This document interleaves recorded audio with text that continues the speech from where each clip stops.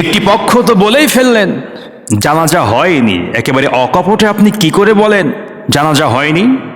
3 বার নির্বাচিত প্রধানমন্ত্রী, আপোষহীন প্রধানমন্ত্রী দুনিয়া থেকে চলে গেলেন, আল্লাহ পাক তাকে মাফ করে দিক। জানাজা হলো, জানাজা যিনি পড়িয়েছেন এই উপমহাদেশের একজন অন্যতম আলেম, আমাদের বর্তমান বাংলাদেশের জাতীয় মসজিদের বায়তুল মুকাররমের খতিব আব্দুল মালিক সাহেব পড়ালেন। উনি জানাজার আগে বললেন যে নিয়তের পর প্রথম তাকবীর দেওয়ার পর ছানা পড়তে হবে, এরপরের তাকবীরে দুরুদ পড়তে হবে, এরপরে দোয়া পড়তে হবে।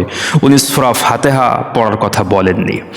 এই যে উনি সূরা ফাতিহার কথা বলেননি, এজন্য দেশের মধ্যে একটি পক্ষ তারা বলল জানাজা হয়নি। আপনি কিভাবে বলেন এই কথা? কিভাবে বলেন আপনি? জানাজাতে সূরা ফাতিহা পড়তে হবে কি হবে না, এ ব্যাপারে দুটি মতামত পাওয়া যায়। খুব ভালো করে সাধারণভাবে কথাগুলো বুঝতে হবে, কোনো পক্ষকে কাছে না নিয়ে একেবারে নিরপেক্ষভাবে এই কথাটা বুঝতে হবে। সলাতুল জানাজা এখানে সূরা ফাতিহা পড়তে হবে কি হবে না। দেখুন, সূরা ফাতিহার পক্ষে একদল আলেম বলছেন কথা, তাদের শক্ত দলিল রয়েছে। আবার যিনারা বলছেন যে সূরা ফাতিহা পড়তে হবে না, তাদেরও শক্ত দলিল রয়েছে। এখন আসুন, কোন দলিলের ভিত্তিতে এই দুইটা মতামত আমরা পাচ্ছি। প্রথমে বলবো, যিনারা বলছেন সূরা ফাতিহা পড়তে হবে, তাদের দলিল হচ্ছে রাসূল করিম সাল্লাল্লাহু আলাইহি সাল্লাম সহিহ বুখারীতে বলেছেন, লা সালাতা, নামাজ হবে না ইল্লা বিল ফাতিহাতুল কিতাব, সূরা ফাতিহা ছাড়া। সুতরাং এটি যেহেতু জানাজার সলাত, এটি যেহেতু সলাত, সেজন্য এই হাদিস অনুসারে যেহেতু সূরা ফাতিহা ছাড়া সলাত হবে না, তাহলে অবশ্যই সূরা ফাতিহা জানাজাতে পড়তে হবে।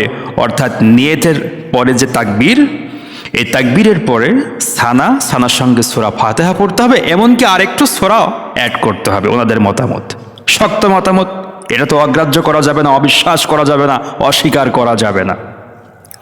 ওনারা নিজেদের মন মস্তিষ্ক কথা আন্দাজে অনুমানের উপর বলেননি, অবশ্যই দলিলের উপর ভিত্তি করেই বলেছেন। দলিল কি? এই হাদিস, লা সালাতা ইল্লা বিল ফাতিহা। এবং যারা বলছেন যে সূরা ফাতিহা জানাজা সালাতে পড়তে হবে না, তাদের দলিল শক্ত রয়েছে। সেটি হচ্ছে, ওনারা বলছেন যে সালাতে তো আজান হয়, সালাত আদায় করার শুরুতে আকামত হয়, সালাতে রুকু হয়, সেজদা হয়। তো জানাজা এটি যদি সালাত হবে, তাহলে আজান হয় না কেন, আকামত হয় না কেন, রুকু হয় না কেন, সেজদা হয় না কেন? আপনি এদের বিরুদ্ধে কি বলবেন? কথাটা অবশ্যই সেই ঠিক বলেছে। সুতরাং যেহেতু এটিতে নামাজ ঠিক আছে, কিন্তু আজান হয় না, আকামত হয় না, রুকু হয় না, সেজদা হয় না, সুতরাং এটি স্বাভাবিক যে নিয়মে আমরা নামাজ আদায় করি, এটি তেমন সলাত নয়, এটি হচ্ছে দোয়া। এজন্য সূরা ফাতিহা পড়তে হবে না, শুধুমাত্র সানা পড়লেই হবে। তাহলে আপনি কাকে ফেলবেন? কেউ তো গবেষণাহীন কোনো কথা বলেননি।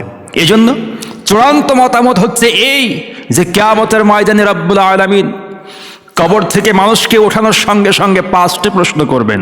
তার মধ্যে সর্বশেষ যে প্রশ্নটি করবেন সেটি হচ্ছে, যে জ্ঞান তুমি অর্জন করছো পৃথিবীতে, সেই জ্ঞান অনুযায়ী তুমি আমল করেছো কিনা। তো আপনি যে জ্ঞান পেয়েছেন কোরআন এবং হাদিস থেকে, যে নির্যাসটা আপনি অর্জন করেছেন, সেটি অনুযায়ী আপনার কি মনে হয়? যদি মনে হয় যে সূরা ফাতিহা পড়াটা অধিক যুক্তিযুক্ত, তাহলে আপনি পড়বেন। যদি আপনার মনে হয় না সূরা ফাতিহা আমরা পড়বো না, তাহলে আপনি পড়বেন না। উভয় দিক তো অবশ্যই দালিলিক যুক্তি রয়েছে। এজন্য সূরা ফাতিহা পড়লেও হয়, না পড়লেও হয়, কিন্তু মারামারি করলে হয় না, এইভাবে করে মিডিয়াতে তর্কযুদ্ধ করলে হয় না। মুসলমানদের ভিতরে ইসলাম একটি ব্যাপক ধর্ম। একটি বাগানে কোথাও লাল ফুল থাকবে, কোথাও সাদা ফুল থাকবে, কোথাও বা অন্য রঙের ভিন্ন রঙের ফুল থাকবে। বিভিন্ন ফুলের সমারোহে একটি বাগান যদি সাজানো হয়, সে বাগানটা দেখতে কত সুন্দর হয়।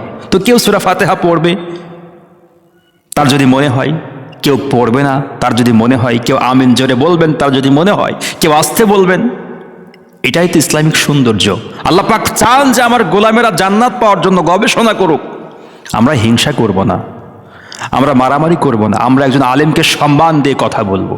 আপনার গবেষণায় যেটা আপনি পাবেন সেটা আপনি করবেন, আপনার এটা ভালো মনে হয়, কিন্তু অন্য একজন ব্যক্তি সে তো গবেষণা করার পরে তার মতামতটা ব্যক্ত করছেন, আপনি তার বিরুদ্ধে কি করে বলেন?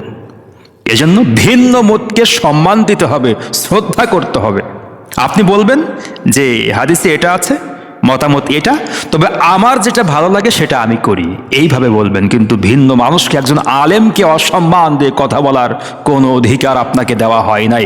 কিয়ামতের মাঠে যখন আল্লাহ পাক আলেমদেরকে বিচার করবেন, তাদেরকেও আল্লাহ পাক একটি আড়ালে নিয়ে যাবেন, পর্দার আড়ালে নিয়ে গিয়ে আলেমকে প্রশ্ন করবেন।